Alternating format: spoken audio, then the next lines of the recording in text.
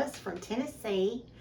We're going to be making some cabbage, boiled cabbage. Yeah, it's going to be good. You guys just got to try it one time.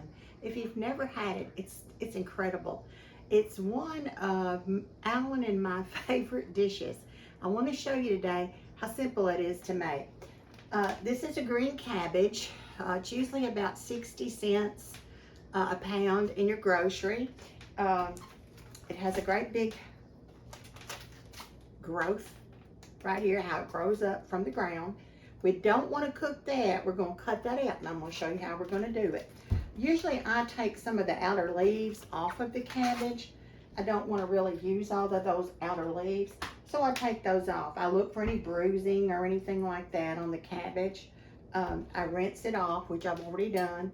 I take a knife. Usually I take a bigger knife than this, but today I'm going to be using this one. Okay, what we're going to do is we're going to cut this cabbage in half. We're just going to try to get it cut in half. Just cut it in half, and then we're going to cut it in fours. You can cut it any way you want. This is just the way I like to work with it. I cut it in half. Once I get it in half, I'm going to remove the growth area where it grows from the ground. I'm just going to make a V. You can do this any way you want to. I just cut that out. That's very hard, and you wouldn't really want anybody to eat that piece. So just cut that piece away. Just cut it away. Just get it out of there. If you see some more down in there, just cut it out. Now what I've got, I have got a Dutch oven that I'm going to cook this in. This is a Dutch oven. It's a big pot. You'll need a big pot. You can cut it, like I said, any way you want to. I'll cut this in about 3 pieces. And I'll put it in my pot.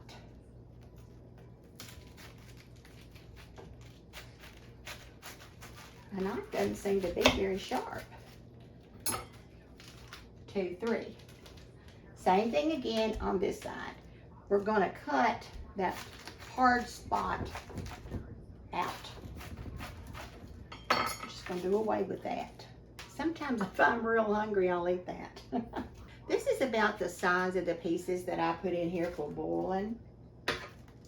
I don't shred it because it's just not how I do it. I guess you could if you wanted to, but that's more like for slaw. So I just cut them up in little pieces like this. Now, of course, I'm going to season this pot. You can see what I've got, the cabbage. I like to put what my husband and I refer to as Polish sausage. It's kielbasa sausages, and let's see, the weight of this is 42 ounces. So it's a little less than a pound of sausage. This gives it a really good taste. You can do so much with cabbage. Now I just open my wrapper, and then I just start cutting my pieces at an angle. I just start slicing them off. And they look a little bit like that when I cut them. And I just plop them in there. I will season my cabbage with, I'm going to put some vegetable broth. You can put chicken broth, beef broth. I don't love the beef broth with the cabbage. I like to stick more to chicken or the vegetable broth. This one is no preservatives, fat-free, no MSG, no artificial flavors. I don't know why I'm worried about that when I'm eating sausage. But anyway, I have bought this before, and it's really good. I will be adding that to my liquid. The reason I do the broth is for the nourishment of the meal. Now I'm just going to continue to kind of just cut these in little wedgie looking things. Throw them in. Throw them in. I will put a lid on this because I want my heat to stay in and cook my meat and cook my cabbage. You either love cabbage or you don't love cabbage. Now, Some people love it, some people don't. My granddaughter, she's 25, going on 26, and she can't get enough of it. She begs me all the time, can you please make me some cabbage? I mean, she eats it so fast. She'll come to my house, I'm telling her. She used to come over here and I'd get her a bowl out, and she'd sit down at the table she eats it in a bowl, and I ate mine on a plate. She'd eat hers in a bowl, and man, she ate it so fast. I would look at her and I'd think, oh my gosh, she's gonna get sick on that. But it never made her sick. But she sure would. She sure would eat it. All right. Let's see if I need to add any salt. No, I don't need to add any salt. This is not a homemade vegetable broth, so it's got some sodium in it. If I make my own, I don't put any salt in it, but this has got 1 gram of carbs, but it's loaded with salt. Now, am I gonna drink this whole thing of broth? No, I'm just using it to flavor this. All right, now, if you have little scraps left, give them to your animals, throw them out to the rabbits and those kind of things. Don't put them in the trash. There's a lot of animals roaming around that need some food. All right, let's season this up. What I usually add is probably, I'm gonna say, at least a tablespoon of garlic powder, not salt. We're already over our salt limit already. And you can cut an onion up in this if you want to. I'm just gonna do a tablespoon. Well, look here, I know I've got another one that's been open. Let's see if we can get it. Yeah, this one hasn't even been open. Onion powder is the next thing I'm gonna do. A tablespoon of onion powder. You say, how do you know that's a tablespoon? I'm gonna tell you, I've been cooking for a long time, and so I just eyeball it. Now I'll tell you another thing I want in there is pepper, and a lot of it. Another tablespoon of pepper. And one ingredient that you will be surprised that I'm gonna put in here, and it is two tablespoons of sugar.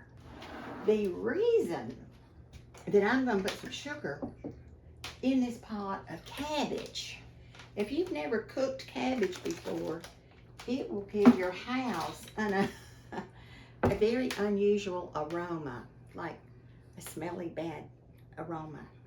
2 tablespoons of sugar in here will actually cut that down considerably.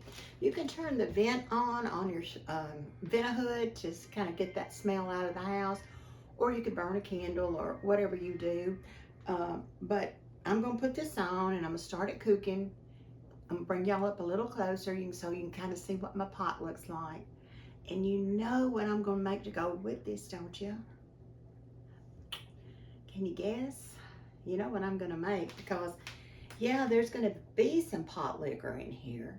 I'm not gonna drink it, but I am gonna sop it up with a certain kind of bread, cornbread. Yeah, cornbread and cabbage, can't beat it. We're having that for dinner. It's gonna be delicious. We've both been very busy today. We worked hard and we're ready to have a nice dinner. And you can't beat it when you have cabbage and Polish sausage. All right, let's put this on the stove and I'll show you what it's gonna do. And get my sugar in here. Okay, let me bring you up a little closer.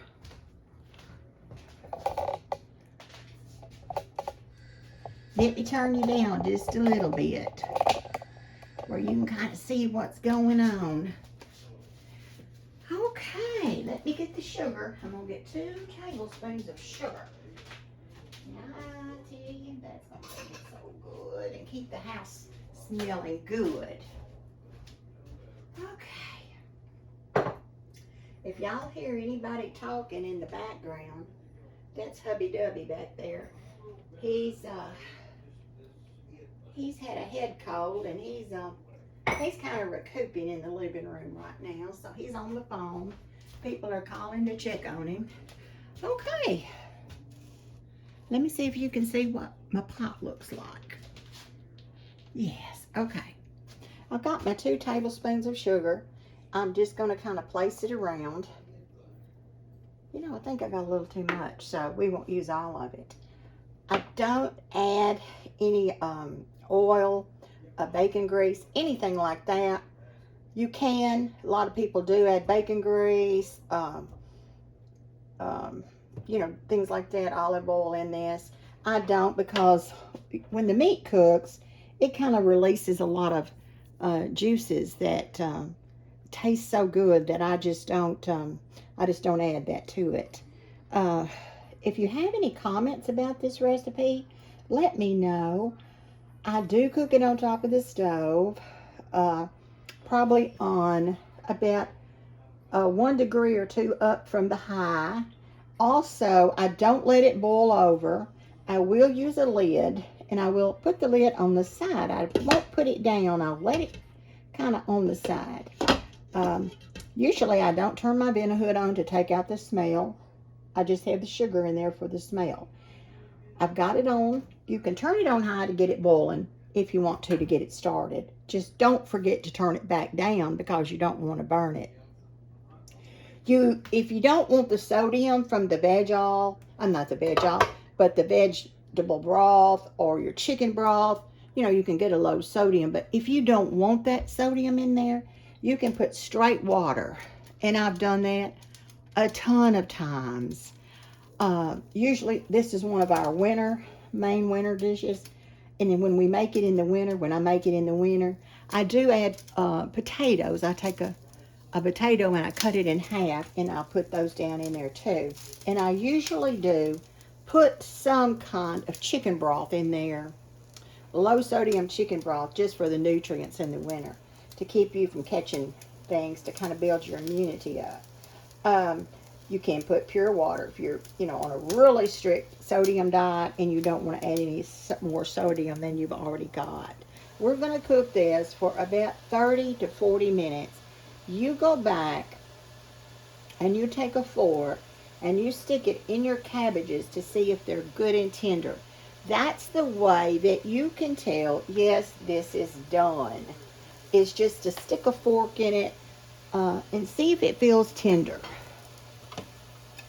Usually I'll come along about 20 minutes in and I'll kind of move my cabbages around, kind of stir up a little bit of the spices and things that I came in. And of course, I'm already messing up my stove. Never fails. I can't get in here without making a mess. And then I'll turn my cabbages around. Maybe one side of my cabbage is not as tender as the other side. So that's what I'll do. I'll just kind of check on it, see how it's coming along. It's already smelling good, believe it or not. It already smells good. Now, you know, I've got a cornbread video. And so you just get on and look for that cornbread video to add that and make that cornbread with your cabbage. Okay, guys. I'm going to get everything out and get it ready. I'm going to turn it up, talk to you just a minute. I'm going to get everything ready to make my cornbread to go with this tonight. I'm just going to make enough cornbread for my husband and myself. But the cornbread is simple too. You saw how easy that was. Really the hardest thing is learning how to manipulate that cabbage and cut it and get it going and get it in that pot. And it's going to cook while you do something else. You could actually clean up your kitchen, do your dishes, you know, make your cornbread, get it in your oven and get it going.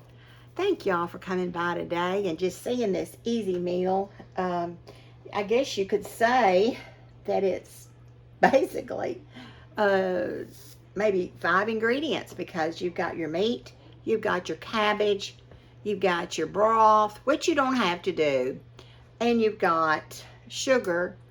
And now, of course, you know, I want you to season this the way you want it seasoned. I've got onion powder and garlic powder and sugar just to take the odor out of my house. So you can actually put, like I told you, other kind of additives to this. You get the cabbage and you figure out what you're going to put in yours. You hear that bird outside? Oh, it sounded so pretty. I hope it got on the video. Anyway, thank y'all for coming by. And I just had to do this dish. We eat it all fall. We eat it all winter. I don't mean every night. But we eat it in cold weather. We love it. It makes us feel healthy. I just don't know how to tell you. It just gives you a lot of pep and vinegar when you get some cabbage. Yes, it does cause gas. You will have gas. Now, they make over-the-counter medicine for gas if you're just, you can't you don't want to go to work with a lot of gas, and I get that. But it's very nutritious for you. You need that. So you can take a little gas tablet to get rid of the gas. It is a food that will cause you to have some gas.